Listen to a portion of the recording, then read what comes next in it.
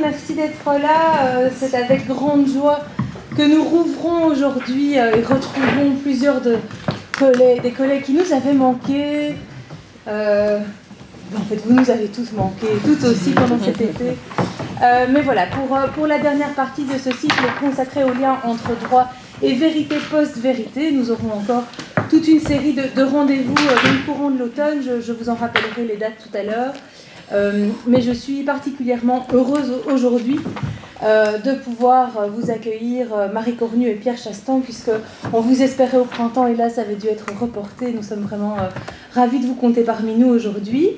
Alors très très brièvement, on s'est accordé, vous m'avez fait le cadeau d'accepter ma tendance à présenter les collègues aussi prestigieux ou prestigieuses soit leur carrière, donc elle est présentée de façon brève, mais donc Marie Cornu, vous êtes directrice de recherche au CNRS, et vous donnera la réponse un collègue qui vous est proche, Pierre Chastan, historien du Moyen-Âge. Nous en fréquentons beaucoup au SCEJ, en voilà un nouveau, et c'est un grand plaisir, professeur des universités basé à Paris-Saclay, et vous êtes membre du même laboratoire, sauf erreur de ma part, l'Institut des sciences sociales et politiques. Voilà, vous nous avez proposé une intervention consacrée à partir de la notion d'authenticité, au lien entre authenticité et régime de vérité, en nous promettant une réflexion sur la constitution d'un champ lexical. Mon impatience est grande et donc sans plus tarder, je vous cède la parole, sachant que donc votre intervention sera suivie d'un temps de questions, de réponses auxquelles toutes les personnes présentes seront conviées, bien entendu. Merci beaucoup de votre invitation. C'est très réjouissant de se retrouver ici. Je n'étais pas venue depuis un certain temps et ça me manquait, effectivement. C'est l'occasion de retrouver des amis et des collègues, de rencontrer de nouveaux collègues et de pouvoir discuter autour de ce beau thème que vous avez choisi pour votre séminaire, de la question de la vérité en, du, par le droit. Et nous y entrons par cette notion d'authenticité, en nous intéressant à la fois à ce qui fait l'authenticité de l'œuvre, ce qui est donné comme déterminant dans la caractérisation de l'œuvre, ce qui pourrait être vu comme une forme de vérité, mais nous nous penchons aussi sur ce qui fait que l'on tient pour authentique ou inauthentique une œuvre ou un texte. On évoquera pour beaucoup le droit de l'art, et le droit du patrimoine un petit peu moins, mais un petit peu quand même. Mais au-delà de l'authenticité, c'est aussi une notion du droit et de la diplomatique, et par conséquent de l'histoire. Si notre entrée est celle du droit, votre séminaire se concentre sur ce rapport qu'entretient le droit à la vérité. La notion est aussi investie, s'agissant précisément de cette notion d'authenticité, par d'autres sciences, les sciences humaines et sociales, les sciences expérimentales, et dans cette arène du droit, dans ce plan particulier de réflexion de l'authenticité des œuvres, il faut bien sûr convoquer tous ces prismes.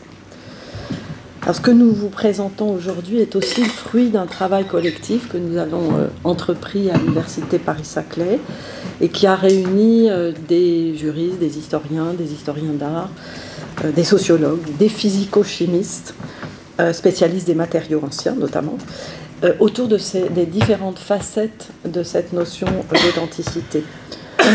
Il y a un ouvrage en cours qui devrait être publié en 2024, quelque chose comme ça. 2025.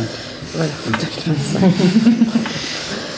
2025. Alors, ce qui fait que l'on tient pour authentique une œuvre ou un texte, les opérations et processus qui conduisent à délivrer une sorte de brevet d'authenticité, les différentes sources de ces discours qui s'affirment comme des discours de vérité, au premier rang desquels le discours judiciaire ou juridique, c'est notre questionnement. Le régime de vérité judiciaire apporté à cette notion d'authenticité, comme dans bien d'autres domaines, se nourrit de l'expertise pour apprécier, pour trancher sur l'authentique, sur l'inauthentique. Il compose et se frotte à d'autres domaines de production du savoir. Je les ai déjà un petit peu évoqués. L'histoire de l'art, l'histoire des sciences et des techniques, peut-être l'histoire sociale aussi, puisqu'il s'agit non pas seulement de choses, mais de choses qui ont un certain usage. l'expertise physico-chimiste, je l'ai évoqué, les sciences de la conservation et de la restauration, il y a toute une littérature dans ce domaine-là. Selon quel mode et méthode s'élaborent ces discours d'authenticité, en quoi et dans quels termes on peut y déceler un discours de vérité sur l'œuvre, quelle vérité de l'œuvre s'y dévoile, de quelle façon on fait parler l'objet, quels signes ou traces sont mobilisés dans cette caractérisation.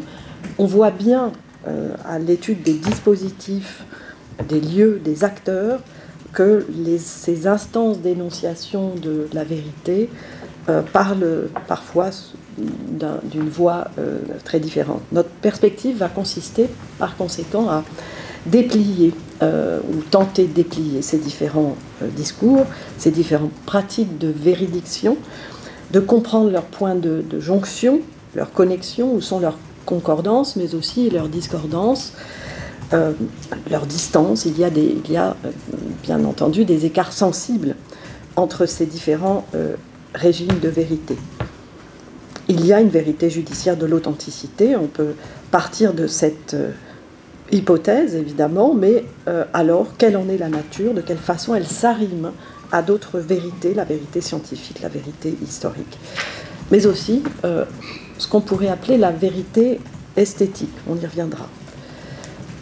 La construction de ce régime de vérité dans le droit, du droit, met en scène une pluralité d'expertises, mais aussi de points de vue. Il ne faut pas oublier que dans ce travail sur l'authenticité, on est dans un domaine de haute subjectivité. Il s'agit des œuvres d'art, il s'agit des biens culturels, du patrimoine, qui se définissent pour beaucoup, en l'occurrence, en dehors du droit et des outils du droit.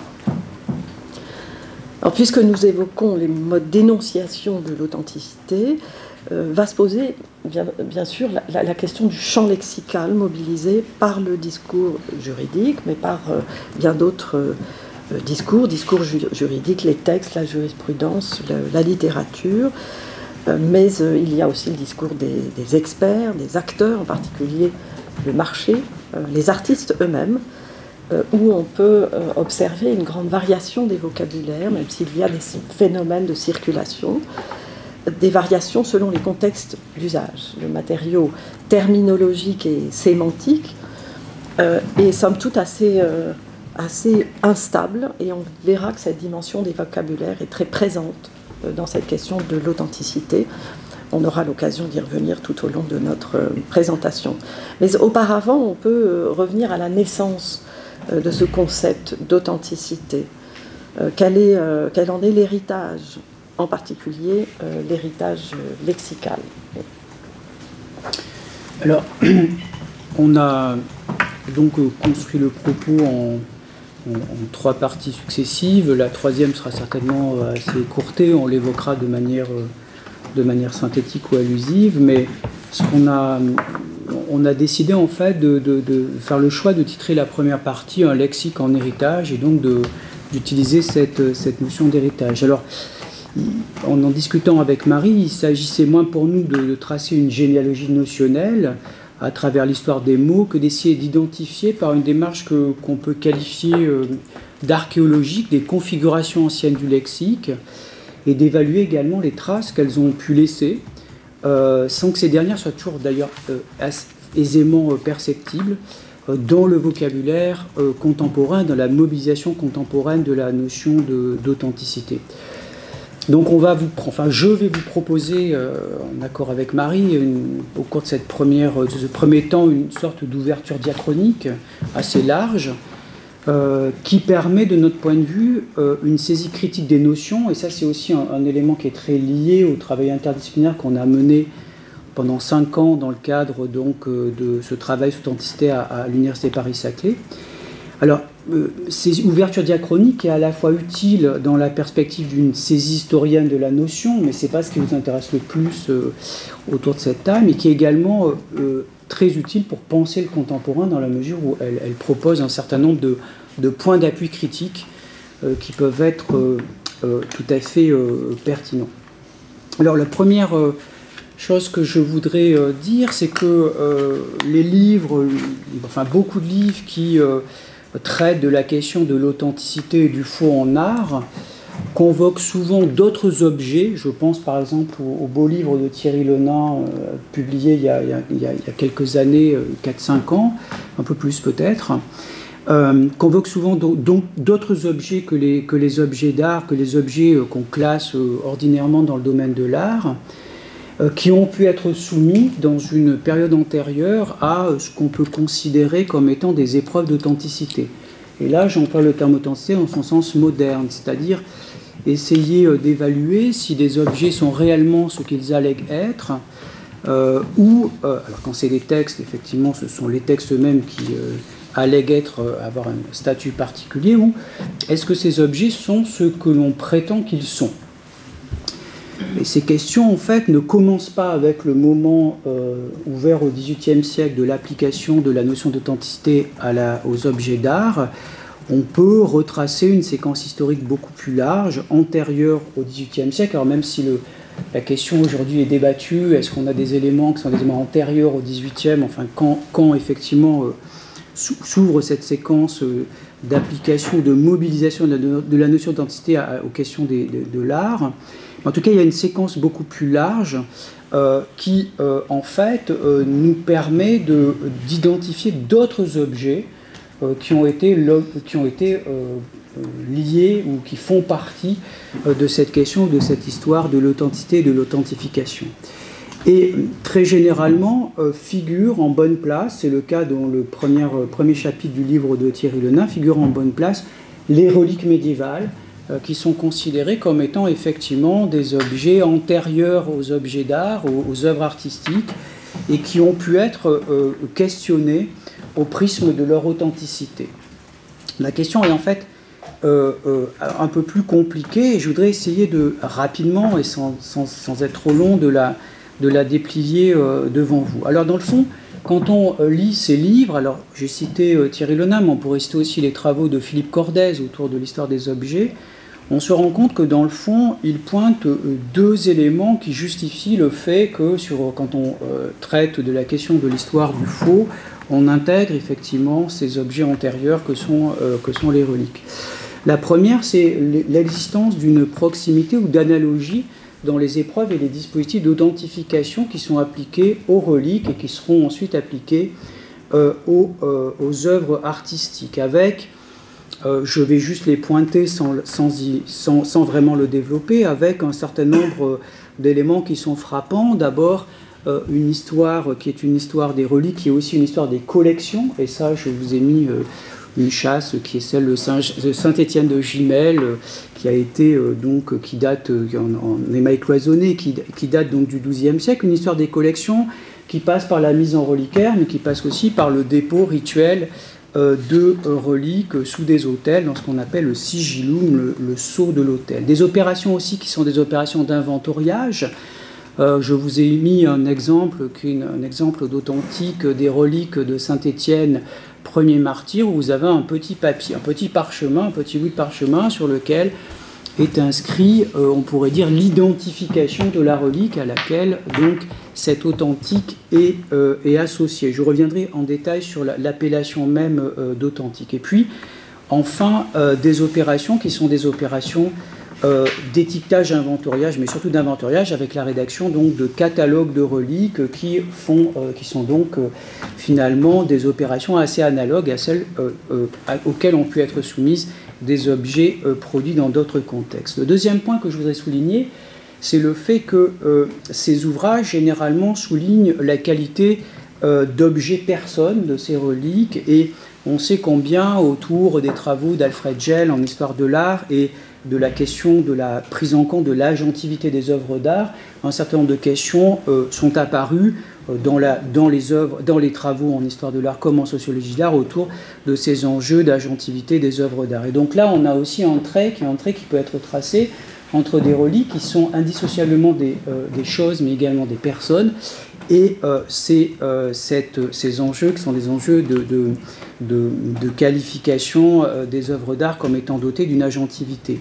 On pourrait penser par exemple à l'article qui a une quinzaine d'années de Nathalie Heinrich qui s'appelle « Fétiche, reliques et œuvres d'art », qui souligne effectivement cette forme de continuité. Alors, ces reliques, en fait, elles ont effectivement la particularité d'être soumises à des épreuves, je dirais, à la fois de singularisation et d'authentification. Et peut-être qu'il faudrait davantage discuter ces deux notions. L'enjeu étant d'éviter qu'elles soient proposées à la vénération des fidèles alors qu'elles sont simplement fausses. Et on a là effectivement un enjeu important qui est celui par lequel la vérification de leur authenticité garantit en fait la foi et garantit aussi une forme de confiance qu'on peut accorder à des institutions au sein de la société médiévale. Alors elles sont aussi, et ça je voudrais l'ajouter, elles sont aussi l'objet de transactions sous la forme de vente, de vol, de translation, d'opérations de thésaurisation, enfin tout un ensemble d'opérations qui sont aussi très analogues à celles qui correspondent à traitement des objets d'art à partir du XVIIIe siècle. Et ce qui est intéressant, c'est que dès le XIe siècle, le droit se saisit de la question de l'authenticité et de l'authentification des reliques et produit un certain nombre de règles, qui sont des règles à suivre, qui posent la question de savoir qui peut authentifier, de quelles épreuves doivent être mises en place, avec quels gestes, etc. Il y a des travaux de juristes, je pense en particulier à Nicole Herman Mascar, qui a repris ces questions de manière magistrale dans un livre maintenant assez ancien. Alors, ces reliques, ce n'est pas les seuls objets qui sont soumis à des procédures d'authentification au Moyen-Âge. L'autre chose à laquelle on pense quand on est médiéviste, ce sont les pierreries, qui sont aussi toutes les pierres qui sont aussi soumises à un certain nombre d'épreuves. Mais ce qui est caractéristique des reliques, c'est le fait que dans le fond, ces reliques, elles ne possèdent pas une valeur en soi qui est objectivable par la seule observation de l'objet lui-même. Pour arriver à établir leur authenticité, eh bien, il faut passer, on pourrait dire, par des voies détournées qui sont à côté en tous les cas de l'objet lui-même. Il faut en particulier essayer d'avoir des informations qui sont des informations transmises par des récits, par des textes, vie de saint, récits d'invention, récits de translation, etc.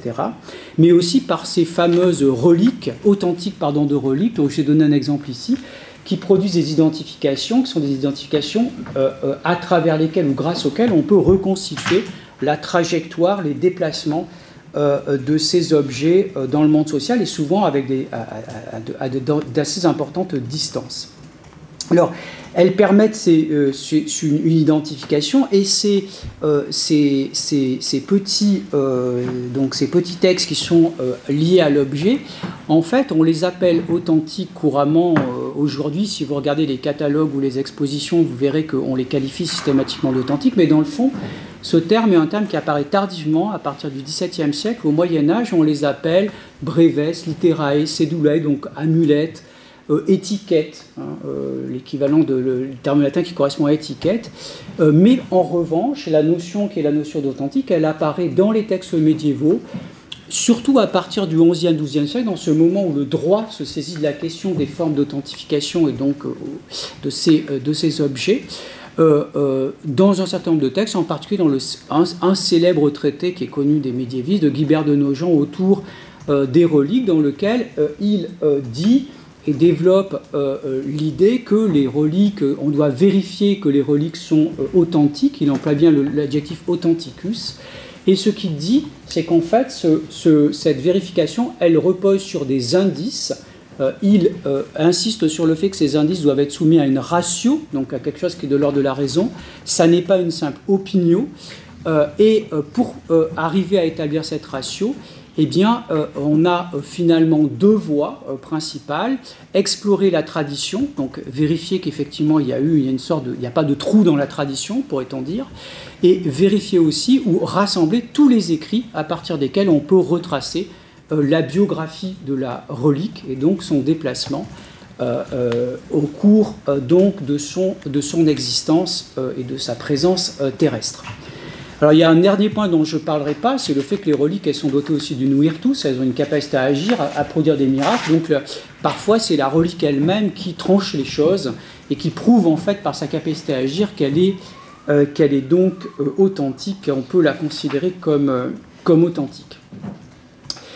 Alors, ce qui est intéressant, c'est que pour le moment, j'ai parlé d'authentique, enfin, j'ai employé le terme d'authentique, j'ai pas une seule fois parlé de vérité, mais dans ces textes, en fait, que j'ai cités, et autour des reliques, la notion de veritas est très présente pour qualifier un certain nombre d'effets que peuvent avoir des reliques authentiques, et en particulier, dans des textes dès l'époque carolingienne qui concernent les serments sur les reliques, on dit bien que l'authenticité des reliques a la capacité à produire une parole qui est une parole de vérité.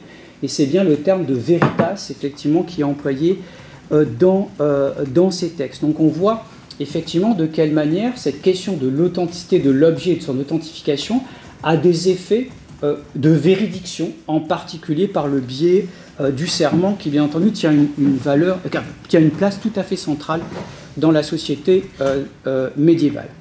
Alors les deux autres choses sur lesquelles je voudrais insister, c'est le fait qu'il y a un autre domaine dans lequel la notion d'authenticité est employée au Moyen-Âge, c'est sous la forme, c'est l'expression scripta authentica. Scripta authentica, ça désigne les écritures saintes en premier lieu, mais ça désigne également par extension des écritures qui sont dotées d'une auctoritas, d'une autorité particulière, textes qui sont les textes entrant dans la catégorie de scripta authentica étant l'objet de listes, de mises en liste qui sont bien connues à partir du début du Moyen-Âge, sur lesquelles je ne dirai pas grand-chose.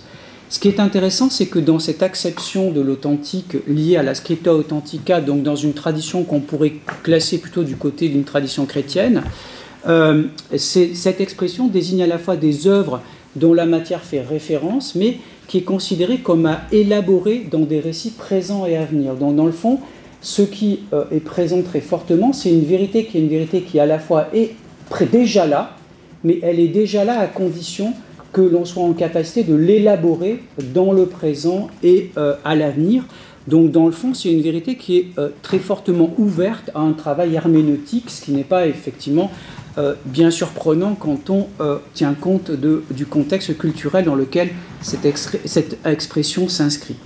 Mais la grande invention des juristes médiévaux, c'est la notion d'écrit authentique. Donc on passe de la relique au texte sacré et au texte doté d'une autorité vers une troisième acception, qui est celle concernant effectivement les textes authentiques, donc des écrits authentifiés ou authentiqués, écrits notariés, donc écrits qui sont rédigés par des notaires ou qui sont validés par des sceaux de juridiction, qui ont donc cette valeur authentique.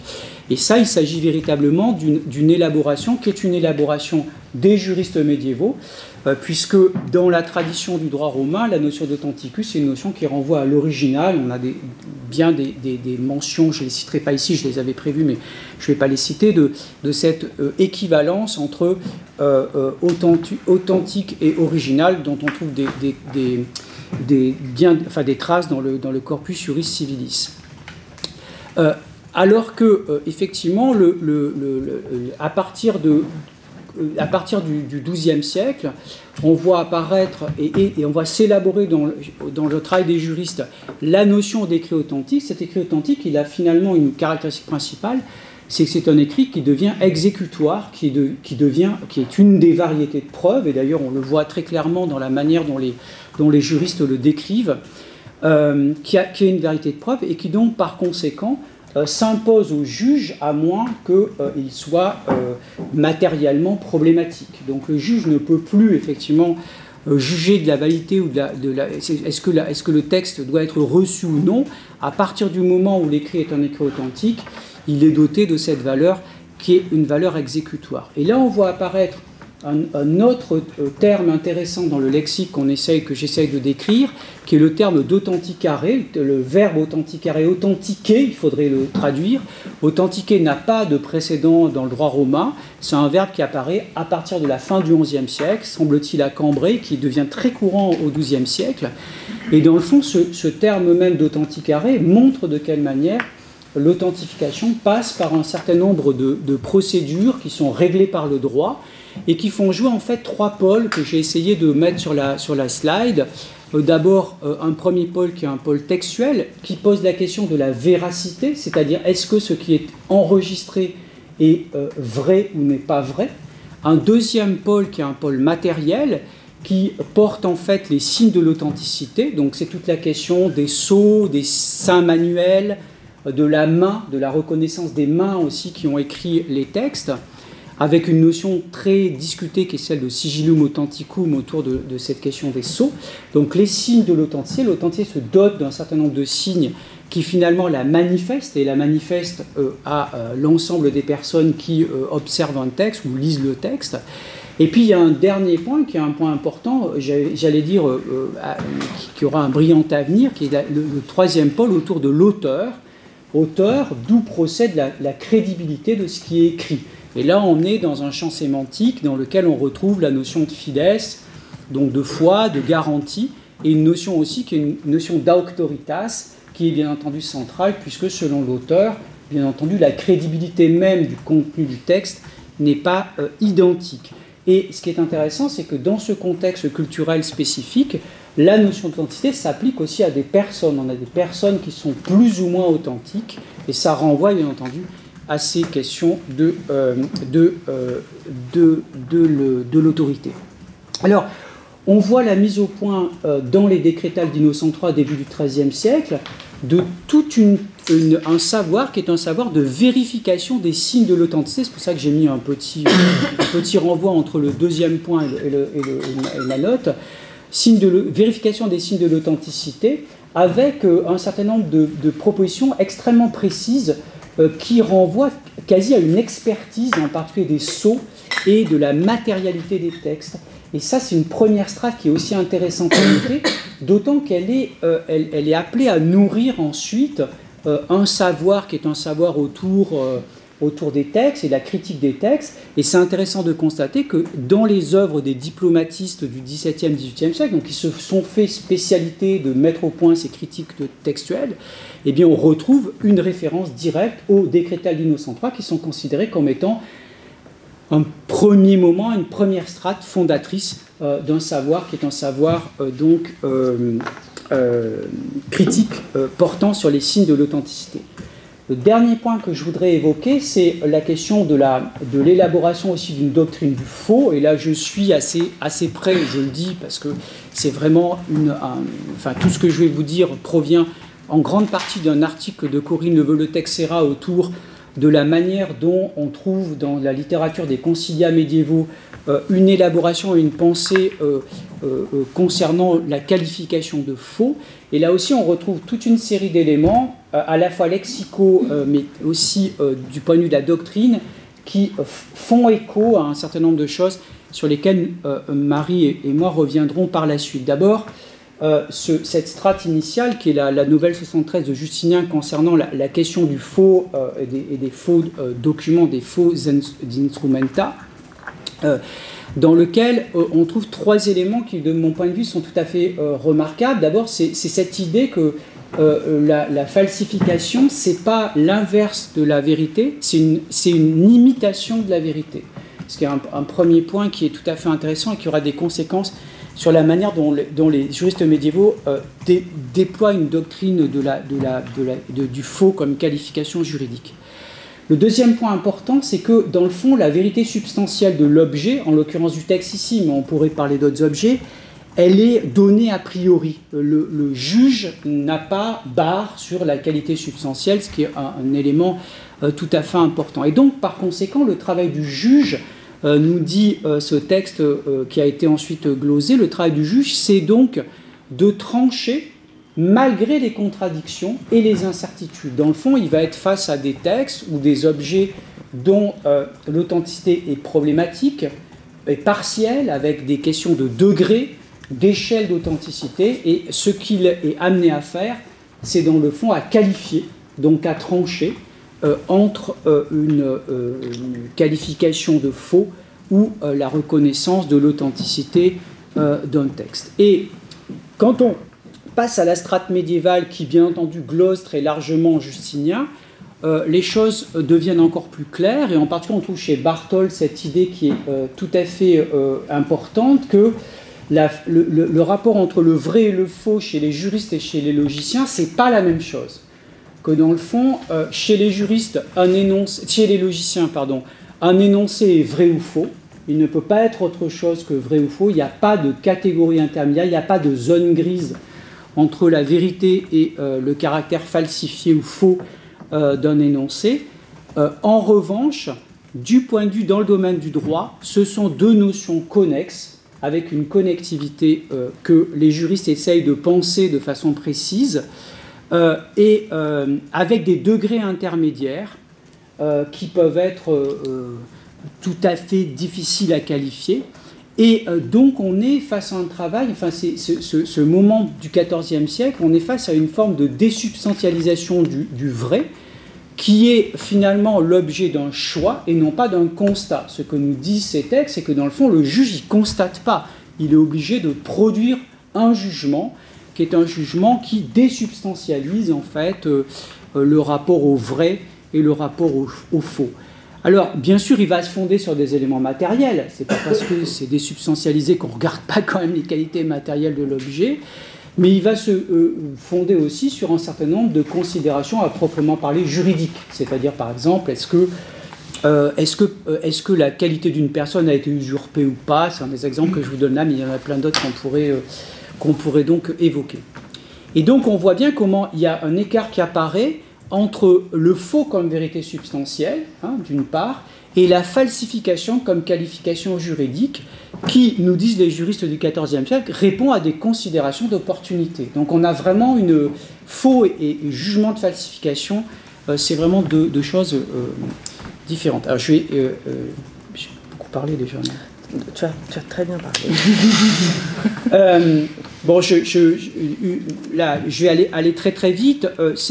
Tout ce massif en fait que je viens de vous présenter, il passe au XVIIe siècle. Il est reçu au XVIIe siècle par ces spécialistes en fait de la critique documentaire qui ont un rôle tout à fait important dans la mise en place d'une nouvelle épistémologie de l'histoire, seconde moitié du XVIIe siècle, et on retrouve en fait dans ces textes un certain nombre d'éléments qui font lien avec ce que j'ai pu vous dire dans cette strate donc 13e, 14e siècle, en particulier le fait que là, dans ce moment, il y a une véritable dissociation entre ce qu'on classe du côté de la sincérité ou de l'authenticité, donc est-ce que le texte ou l'objet est ce qu'il allègue être, et ce qui est de l'ordre de la véracité, qui lui renvoie à une vérité factuelle. Est-ce que le contenu pour un texte est un contenu qui est véridique ou qui ne l'est pas?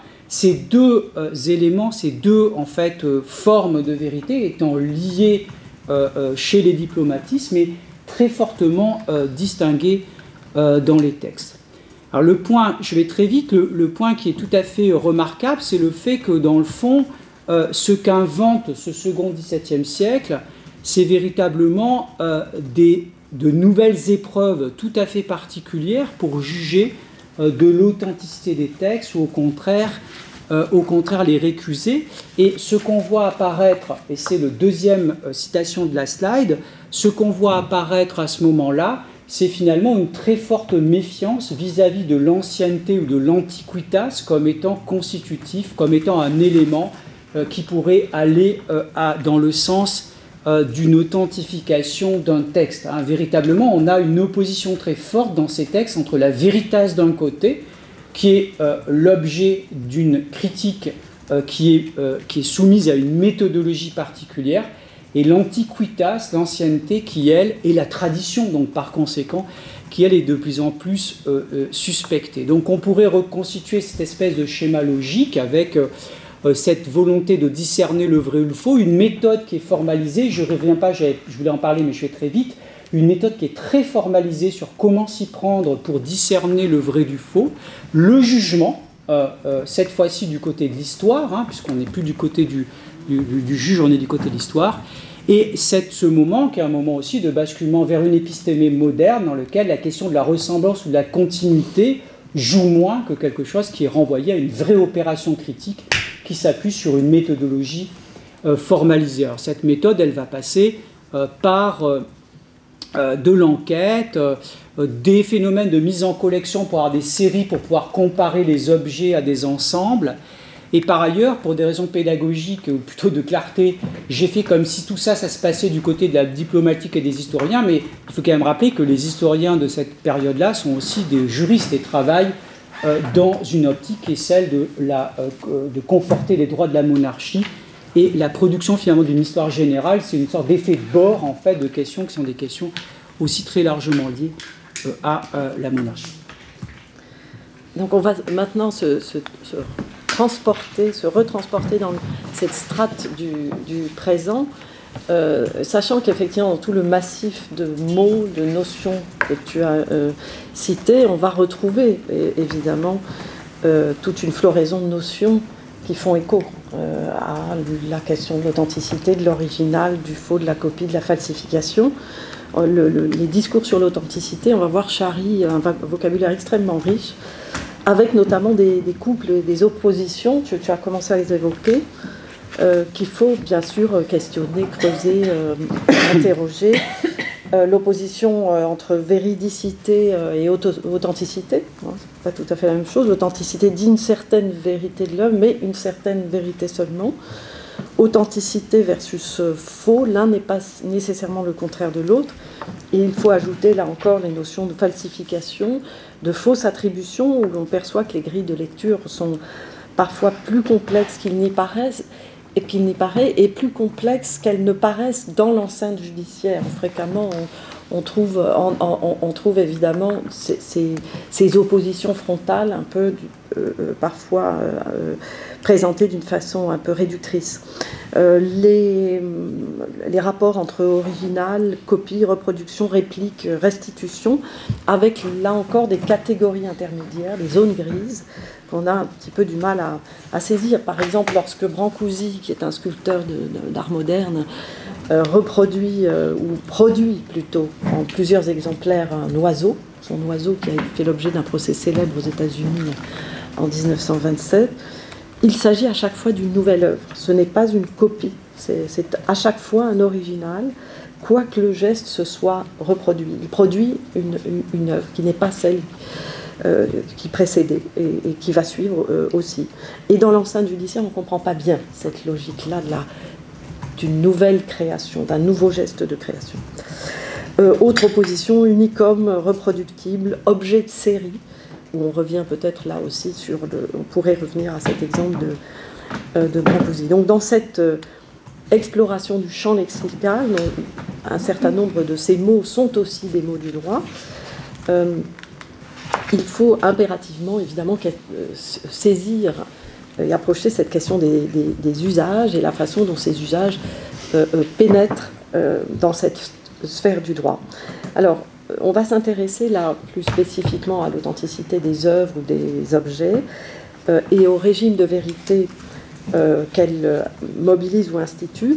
Et en réalité, on s'est rapidement aperçu que selon que l'on s'intéresse aux objets considérés comme objets d'échange, comme objets de transaction, comme choses mises en circulation juridique, changeant de main, l'objet finalement comme valeur de marché, ou encore, deuxième hypothèse, que l'on considère l'objet dans sa valeur patrimoniale, au sens valeur symbolique, exemple bénéficiant d'une protection en droit français au sens du Code du patrimoine. L'objet est non seulement un objet hors marché, mais plus fondamentalement, il est un objet inscrit dans une certaine temporalité. C'est ce qu'on appelle un objet plongé dans le temps. Et cette plongée dans le temps va orienter tout à fait différemment la question de l'authenticité. On pourrait utiliser avec profit une grille de lecture qu'a suggéré Robert Jacob dans son intervention dans le cadre de ce séminaire, qui distinguait jugement de réalité et jugement de valeur. Et on pourrait dire que la première catégorie est plus du côté du jugement de réalité, même si on travaille beaucoup sur un jugement de vraisemblance plus que sur un jugement de réalité, et que le second appartiendrait plutôt à cet ordre du jugement de valeur, puisqu'il s'agit de dire vrai une œuvre au regard d'une valeur évidemment de grande subjectivité, puisqu'on l'investit d'une certaine valeur symbolique. Donc on verra que cette grille de lecture fonctionne, mais pas tant que ça. En tout cas, il peut y avoir des éléments de complexité qui interfèrent sur cette grille de lecture, mais qui reste quand même intéressante à utiliser. Alors donc, premier registre dans lequel se pose cette question de l'authenticité, valeur de marché, ou l'œuvre valeur de marché, où on va observer dans l'enceinte judiciaire, dans les textes juridiques, une prégnance d'un certain discours qui est le discours de l'attributionnisme. C'est-à-dire l'authenticité, ce serait la possibilité de retracer la paternité de l'œuvre. L'authenticité, c'est l'œuvre qui est bien produite par un tel. C'est une œuvre de Picasso, c'est une œuvre de Max Ernst, et la question de l'authenticité s'épuise avec la reconnaissance de l'auteur. Et ça, cette prégnance de l'attributionnisme, Pierre y reviendra tout à l'heure parce qu'elle prend racine dans l'histoire, évidemment, mais on va la retrouver à la fois dans les textes et dans la jurisprudence.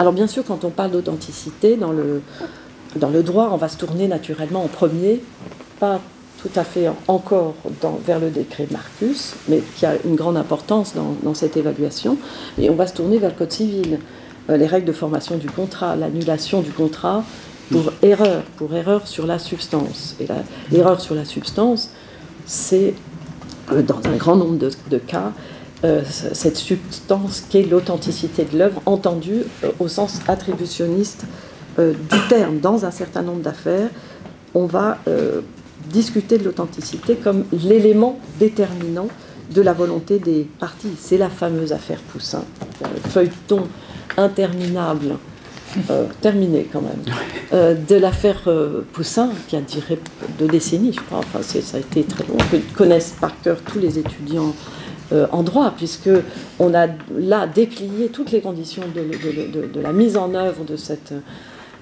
ce ressort du droit qui est l'annulation du contrat pour erreur sur la substance. Et là, effectivement, on discute d'un tableau qui est attribué, qui est donné comme un tableau de l'école des Carraches au moment de la vente, et que l'acquéreur, ou plutôt le conservateur pour le compte duquel l'acquisition s'est faite, révèle comme étant de Poussin. Alors c'est un tableau qui est vendu pour la somme de 2200 francs à l'époque, ce qui ne correspond pas tout à fait à la valeur d'un Poussin, évidemment. Il est acquis au moyen du droit de préemption, c'est un levier régalien qui permet de se substituer dans une vente aux enchères au dernier acquéreur. Et donc c'est un levier puissant, qu'en principe on n'utilise que pour les œuvres de grande valeur, donc on manifeste que l'œuvre a de la valeur. Et évidemment, les vendeurs vont revenir pour mettre en cause la vente, et ils auront gain de cause, puisque là on a une distorsion entre l'auteur prétendu au moment de la vente et l'auteur réel tel qu'il se dévoile par Rosenberg. C'est aussi dans l'affaire du Jardin à Auvers, qui est une œuvre absolument somptueuse de Van Gogh, Jardin à Auvers, pour laquelle on discute aussi de l'attribution. À un moment donné, son authenticité va être mise en cause devant les juges, on pourra y revenir. Donc on est typiquement ici dans ces 2 affaires sur des questions d'attribution. Il n'y a pas que des questions d'attribution dans la mise en jeu de l'erreur sur la substance, puisque les hypothèses de travail sont en principe plus ouvertes. C'est-à-dire c'est les caractéristiques qui ont déterminé le consentement de l'acheteur ou du vendeur qui font qu'on peut arriver à mettre en mouvement ce ressort-là. Et ce ressort, ça peut être autre chose que l'attribution. J'ai cru que tel objet appartenait à Galilée, et ce n'est pas le cas. Donc c'est ce lien d'appartenance, ce lien de possession qui fait que je m'intéresse à cet objet, et non pas un lien d'attribution placé dans le champ de la création. J'ai cru que cette déesse était celle au bord de laquelle se trouvait De Gaulle au moment de l'attentat, et qui est exposée sur les lieux comme telle. Elle n'est pas authentique. Mais voilà, donc j'ai un motif qui est tout autre pour acheter cette déesse. Donc on pourrait se dire, cette doctrine attributionniste, elle n'a pas tant de réalité que ça dans le Code civil, mais si on va regarder dans le grain des affaires plaidées, on s'aperçoit que on postule bien souvent que l'attribution est l'élément essentiel dans l'appréhension du consentement d'une partie au contrat. Et puis surtout, il y a d'autres textes dans lesquels on voit sourdre beaucoup plus nettement cette doctrine attributionniste. La loi de 1885 sur les fraudes artistiques, c'est très intéressant, c'est un texte pénal qui sanctionne les fraudes artistiques. C'est vraiment concentré sur ce type de fraude. On a d'autres outils dans le droit pénal pour sanctionner les faux, mais on éprouve le besoin de saisir ce marché du faux à cette époque-là. Et on va là identifier 2 cas de fraude artistique. Le premier type de fraude, l'usurpation du nom de l'auteur. C'est-à-dire, je peins à la façon de Picasso, de Ernst, et j'appose leur signature. Ernst, on a des magnifiques faussaires, notamment Beltracchi, Wolfgang Beltracchi, qui a peint toute sa vie des Max Ernst, qui ont une valeur, qui ont acquis d'ailleurs en tant que faux une valeur sur le marché. Il y a une certaine sympathie en général pour ces faussaires. Van Meegeren, alors je ne sais pas si je prononce Meegeren. Van Meegeren, artiste néerlandais, un des Vermeer, magnifique. Donc voilà, alors c'est ce premier cas. Alors, il n'était pas en France, donc ils ne sont pas passibles des infractions de la loi sur la fraude, mais si cela avait été le cas, voilà, c'est usurpation du nom de l'auteur. Deuxième type de fraude, l'usurpation de l'œuvre. Je me fais mienne l'œuvre d'autrui. C'est peut-être une hypothèse un petit peu moins fréquente, puisque c'est un texte de droit pénal donc qui suppose une intention de tromper autrui. L'intention frauduleuse, là, elle est évidemment exigée. Et on voit, voilà, donc c'est les 2 seules hypothèses de fraude. Les autres faux, par exemple, vendre un fauteuil de l'époque Louis XV, alors que c'est un fauteuil fabriqué au XXIe siècle, voilà, ça, c'est pas visé par cette loi sur les fraudes artistiques. Une sculpture africaine anonyme, donnée comme issue d'une époque ancienne, etc. Pareil, là, on ne va pas pouvoir la saisir, parce qu'on n'est pas sur ce terrain de l'attributionnisme, ou de la fausse attribution, ou de l'appropriation, de la réappropriation d'une œuvre. Et puis on voit bien la marque de cette doctrine attributionniste aussi dans le fait, alors c'est peut-être en négatif, en contre-épreuve, on voit cette doctrine dans la mesure où on va évacuer ce qui est un peu incompréhensible d'ailleurs, enfin, ce qui pourrait l'être, on va évacuer les œuvres tombées dans le domaine public du périmètre de la fraude. Alors, sans doute, c'est un compromis entre le marché et l'artiste. Voilà. L'artiste n'a plus ses droits patrimoniaux, il a encore des droits moraux, enfin en tout cas en France, puisque le droit moral est perpétuel, mais on va considérer que là, le faux, enfin en tout cas, n'est pas saisi par ce texte-là. Il y aura peut-être d'autres outils dans l'arsenal pénal général. Le code pénal contient des hypothèses de tromperie, d'escroquerie, etc. On va peut-être pouvoir les mobiliser, mais en tout cas pas ce texte-là. Puis deuxième précision, deuxième texte intéressant, qui manifeste cette importance de la doctrine de l'attribution, c'est la loi de 1957, qui est la loi matrice en matière de reconnaissance des droits de l'auteur. C'est la loi qui a codifié tout un matériau qui avait été élaboré par la jurisprudence tout au long du 19e et du début du premier 20e siècle, qui est cette loi qui reconnaît un droit exclusif sur la tête de l'auteur, un droit de propriété. Donc on est sur cette question de la définition de l'œuvre qui se concentre sur le lien entre l'auteur et l'œuvre. Le critère fondateur de la propriété littéraire artistique, c'est l'empreinte de la personnalité de l'auteur. Donc on réduit la notion d'œuvre à cette marque de l'auteur, et en réduisant cette définition de l'œuvre à cette question de l'attribution à tel ou tel auteur, finalement on évacue une certaine réalité de l'œuvre qui a pu être produite grâce à l'intervention d'autres personnes qui n'accèdent pas à la qualité d'auteur, mais qui n'en ont pas moins participé aussi à la création qui sont le tireur en photographie, le fondeur en sculpture, qui sont toutes maintenant aujourd'hui toutes les interventions techniques ou technologiques que requiert la production de l'œuvre, les techniciens. Et l'ordre de la technique là, va être totalement ignoré, invisibilisé dans la restitution de l'œuvre. Donc on voit dans ce texte-là, je crois, se concentrer ou se manifester dans la définition juridique même de l'œuvre, cette règle attributionniste. Enfin, dernier texte qui est très intéressant aussi, c'est ce que vous avez là dans la présentation, le fameux décret Marcus, qui a été porté par Marcus. D'abord, il a souhaité en faire une loi, mais puis il a été disqualifié en décret. Et le fait que ce soit un décret, parfois, rend invisible ce texte pour les juges. Quand ils travaillent sur l'erreur sur la substance, ils pourraient bien mobiliser ce texte-là. Ils ne le font pas toujours, ils le font de temps en temps. Et alors, dans ce décret Marcus, c'est intéressant, si on revient à la question des vocabulaires, justement, c'est qu'on va utiliser un vocabulaire en usage dans le marché, mais on va le normaliser, et pas seulement le normaliser, on va le codifier dans un certain sens. C'est-à-dire on va lui attribuer une signification à un certain nombre d'expressions qui sont à la fois en usage courant dans le marché de l'art, mais dont on ne sait pas très bien à quoi ils renvoient. Et avec cette fixation du vocabulaire, on va pouvoir travailler sur la responsabilité des acteurs. Vous avez dit cela, donc vous vous engagez à ce que vous avez vendu soit conforme à la réalité telle que vous l'avez exprimée. Et donc, on a l'idée que quand on mentionne, par exemple, une œuvre est de un tel, ça veut dire qu'elle est de un tel, en réalité. C'est-à-dire qu'il y a un principe de vérité qui est énoncé.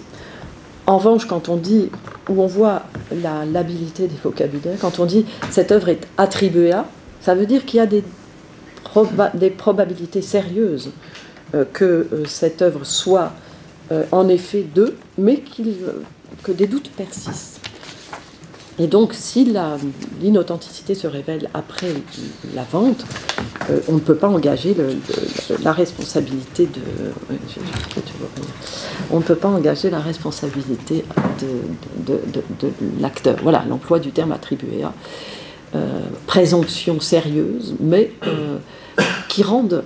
Là, on est sur le registre typiquement de la vraisemblance et non plus de la vérité, comme le premier. Et alors, quand on regarde un petit peu l'ensemble de ces articles, le décret Marcus, effectivement, s'intéresse à d'autres hypothèses que l'attribution. Va évoquer la question de l'origine des objets, l'origine de l'œuvre, l'époque, etc.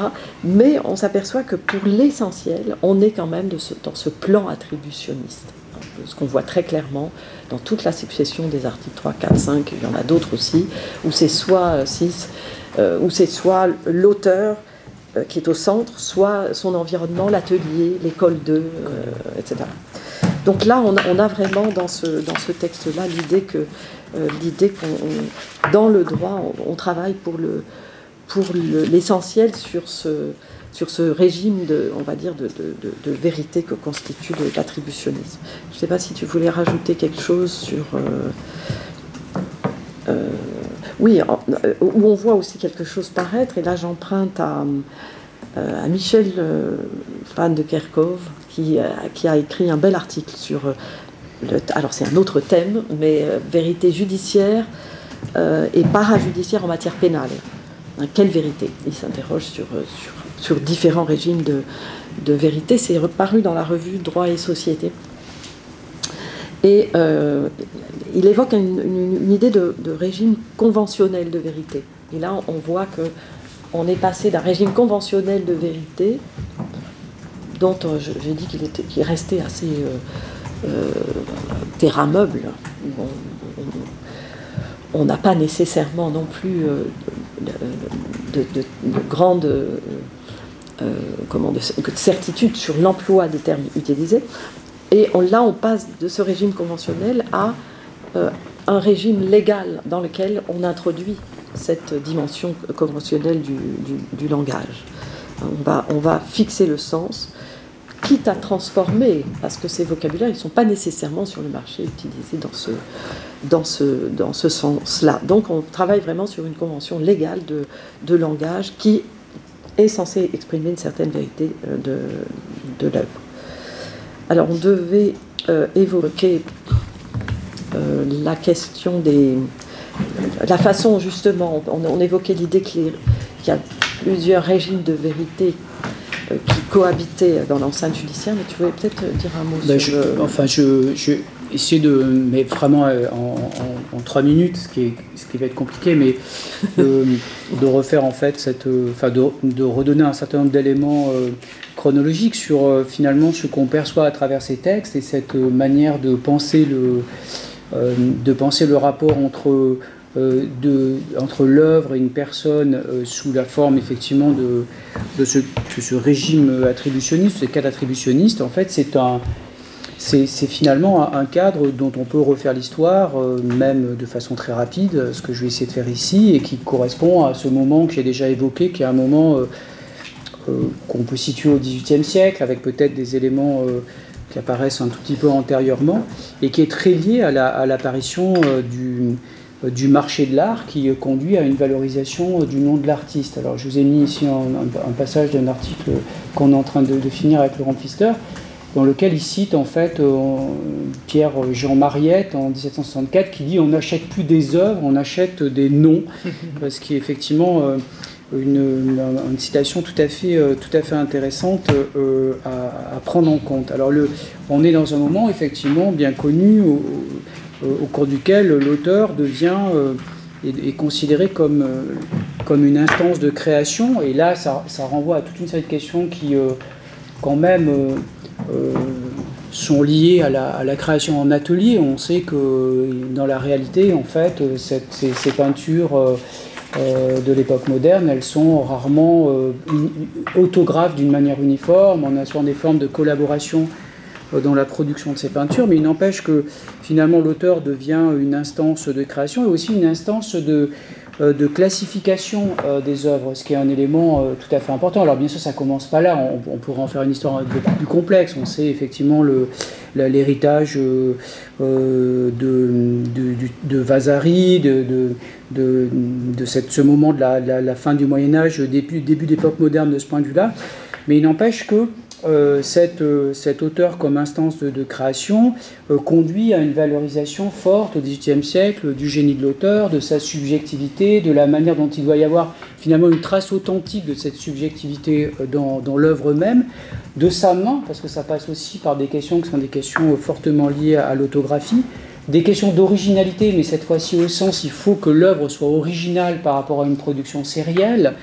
Donc on voit bien comment tout ce cadre se met à ce moment-là en place, et avec un des signes qui a été réétudié récemment par Charlotte Guichard, qui est la question de la signature et la signature des œuvres, qui s'accroît à partir de 1730 et qui se situe en fait au débouché d'une double tradition. D'abord la valorisation ancienne du nom d'artiste, ça j'ai déjà évoqué Vasari, mais aussi de celle de cette histoire assez singulière d'un signe personnel, et qui là est saisi par le droit très tôt, puisque dans le fond, avant cet usage de la signature en peinture, il y a d'autres usages de la signature, et dès le XIVe siècle, c'est une question qui est très largement, dont le droit se saisit très largement. Alors on voit bien effectivement que cette signature, c'est véritablement le signe de la mise en place de ce cadre. Elle joue d'ailleurs un rôle de plus en plus important, Laurent Pfister l'a bien montré dans une série d'articles, comme élément ou signe d'une attribution, d'une authenticité dans un cadre attributionniste des œuvres au XIXe siècle. On a là effectivement un élément qui est très lié au cadre général, au contexte de l'essor du marché de l'art, puisque cette signature, c'est aussi un signe de lutte contre la contrefaçon, qui est bien entendu indispensable dans un bon fonctionnement du marché. Ce cadre attributionniste, il met aussi en jeu, et ça c'est important de le noter, même si j'en dirai pas grand-chose, une histoire qui est une histoire du goût. C'est pas simplement un cadre qui vaut en fait dans le domaine de l'histoire de l'art et qui vaut dans le domaine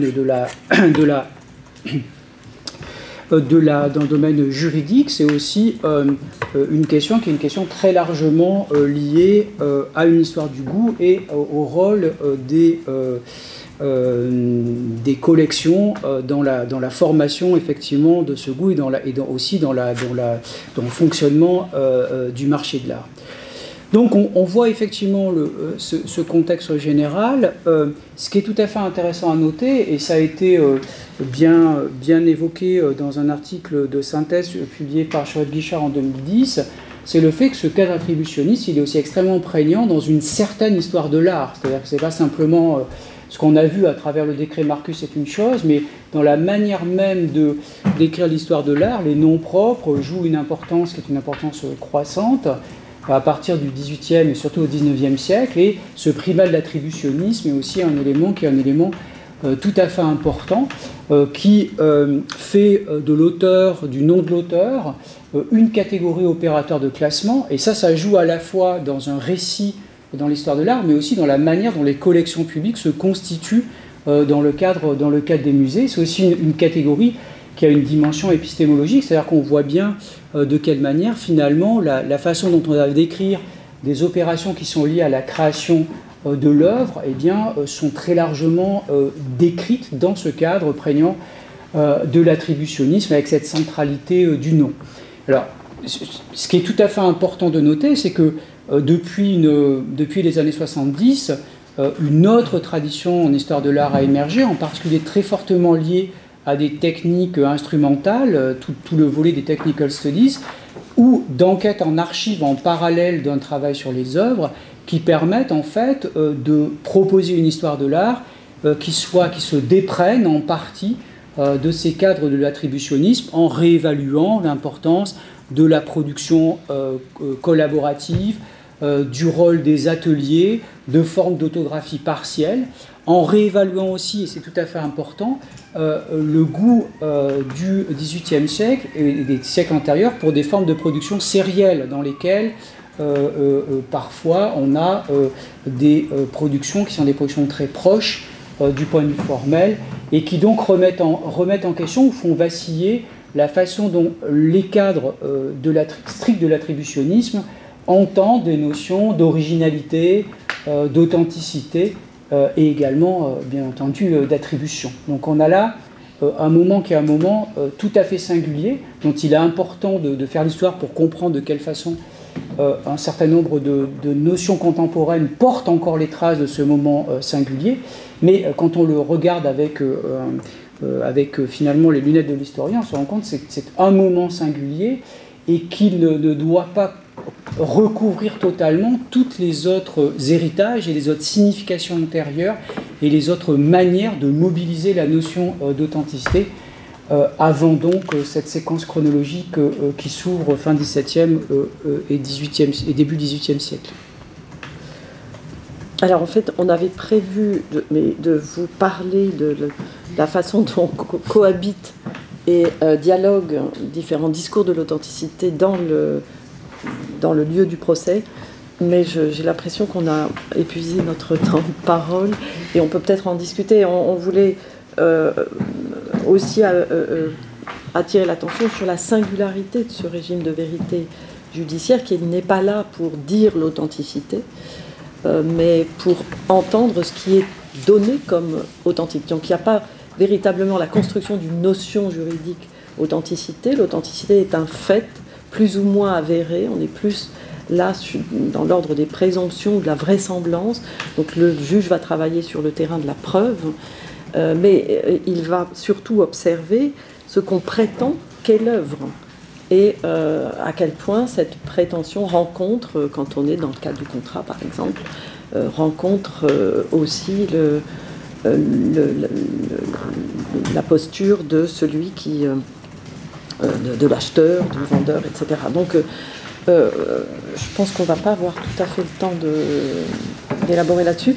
Juste une chose aussi, cette doctrine de l'attributionnisme, on voit aujourd'hui à quel point elle est aussi bousculée par des pratiques artistiques contemporaines, avec des artistes c'est là où je parlais de la vérité esthétique, ce qui s'invite aussi dans le prétoire. La vérité esthétique, c'est l'auteur comme instance qui décide aussi de l'authenticité de l'œuvre. Je décide que cette œuvre est mienne, donc elle est authentique. C'est Duchamp, c'est Spoeri aussi qui signe un tableau fait par autrui. C'est Maurice, voilà, qui dénie, lui, alors il dénie la qualité d'œuvre à une de ses œuvres parce qu'on ne lui paye pas l'acheteur ne lui paye pas le prix de son œuvre, donc il dit finalement c'est pas une œuvre, c'est un composé de matériaux, donc ça n'a plus de valeur. Une authenticité sans objet, enfin l'objet a disparu en cours de route. Ouais. Donc voilà, donc on voulait aborder aussi cette question-là, cette question des échelles d'authenticité, des degrés d'authenticité qui peuvent se manifester, y compris dans les actes de restauration. Voilà, mais je crois qu'on va peut-être, je sais pas, j'ai l'impression. On vous écouterait des heures. Maintenant, c'est vrai que si on veut laisser un tout petit peu de temps pour les réactions, etc., ça vaut peut-être la peine. Enfin, je disais parce que j'ai encore envie, j'en veux encore. Mais oui, disons que si vous pouviez conclure comme ça nous laisse un petit temps d'échange, ça serait sans doute positif. Où on s'arrête carrément là, suspendu, et on lance la discussion à votre convenance. Non, on peut s'arrêter là. Enfin, juste peut-être dire que notre deuxième versant, là, pour le coup, on l'a tout à fait laissé de côté, mais qu'il y a vraiment un questionnement tout à fait différent, une orientation différente lorsque on s'intéresse à l'authenticité du patrimoine, puisque là, on est dans des objets qui ont traversé le temps, qui sont marqués par le passage du temps, à la fois matériellement, qui emportent les traces dans leur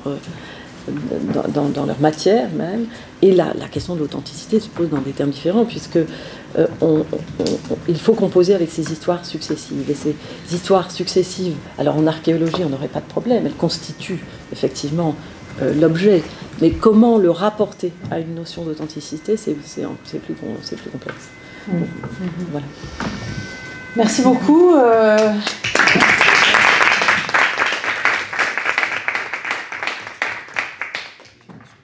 Mais merci infiniment. Alors, je ne sais pas dans quelle mesure vous